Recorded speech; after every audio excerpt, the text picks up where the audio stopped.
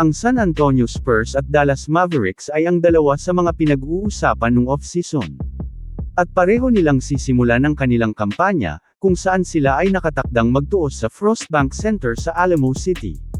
Ang dalawang koponan ay hindi nakapasok nung nakaraang postseason, at pareho din nilang bitbit ang paghahangad na makabalik sa playoffs, sa tiyak na parehong kadahilanan. Hindi naging maganda ang unang tatlong quarters para kay Victor Wembanyama, dahil sa kanyang foul trouble, limitado lang ang kanyang naging playing time, at siya ay nakapagtala lang ng 6 na puntos. Sa kabila nun, ang Spurs ay nanatili pa ding abante hanggang sa umpisa ng third period, hanggang sa maaga na ng Mavs ang kalamangan, mula sa putback shot ni Dereck Lively. Matapos nun, 6 na beses pang nagpalitan ng abante ang dalawang team, at 5 beses nagkatabla ang score, bago tapusin ng Dallas ang period ng isang 8-0 run. Na diniinan ng 3-point bank shot ni Green, para mahawakan nila ang 5 kalamangan papasok sa huling yugto. Pinuksan ng San Antonio ang fourth ng isang 10-4 run, upang muling lagpasan ng Dallas. Ngunit agad din naman iyon binawi ni Kyrie Irving, isang and-one play ang hinatid niya, matapos ang kanilang timeout. Ibinuhos ni Wemby ang galit niya sa kanyang pagbabalik sa loob ng court, umiskor siya ng 9 points sa loob ng 3 minuto, ang Dallas ay walang solusyon sa kanya, mapalabas man o sa loob ay hindi siya mapigilan. Ang huling 2 minuto ng laban ay kinontrol na ng dalawang veteran superstars ng Mavericks. Ang mga batang manlalaro ng Spurs ay hindi alam ang kanilang gagawin, kung paano isasarado ang laban, sila ay hindi na nakascore hanggang matapos ang laro. Umitaw si Kyrie ng isang 3-pointer, mula sa pasa ni Luka, upang kunin ulit nila ang 2 kalamangan.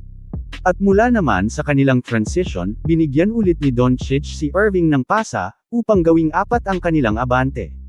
Isang defensive stop ulit ang ginawa ng Dallas, at sa sumunod na possession naman ay sinelyuhan na ni Luka ang kanilang panalo, nang pakawalan niya ang kanyang 3-point bomb.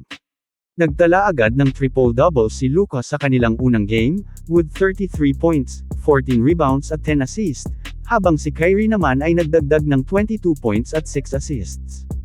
Ang rookie ng Dallas na si Dereck Lively ay nagpamalas din ng magandang laro sa kanyang NBA debut, nagtala siya ng 16 points sa 7 out of 8 shooting sa field at 10 rebounds. Sa iba pang laban, iniskor ni Donovan Mitchell ang 10 sa kanyang 27 puntos sa fourth quarter, at ang Cleveland Cavaliers ay tinalo ang Brooklyn Nets sa score na 114-113. 6 na players sa Cavs ang umiskor ng double figures, 28 puntos kay Max Strus, bukod doon ay nakakuha din siya ng 12 rebounds, 18 points naman kay Isaac Okoro, at 15 kay Darius Garland. Ang Cavs ay abante, 90-87, pagkatapos ng 3 quarters, subalit ang Nets ay ginulat ang Cavs, sa pagbubukas ng fourth, isang 14-5 ang kanilang ginawa. Nakapag-connect si Mikal Bridges ng 2 free throws, upang gawing 111-105 ang score, mahigit 1 minuto na lang ang natitirang oras. Sumagot naman agad si Mitchell ng isang jumper, at si Strus ay umiskor ng 2 free throws, at ang talaan ay muling itinabla ni Mitchell, mula sa kanyang breakaway dunk. Ang Brooklyn ay abante ulit ng 2, dahil sa 2 free throws ni Bridges, with 19 seconds left in the game. Subalit si Mitchell ay muling sumagot, isang 3-pointer ang kanyang binitawan, upang ibigay sa Cavs ang isang kalamangan. Ang Nets ay nagkaroon pa ng pagkakataon na makuha ang panalo, subalit mintis ang tres ni Thomas.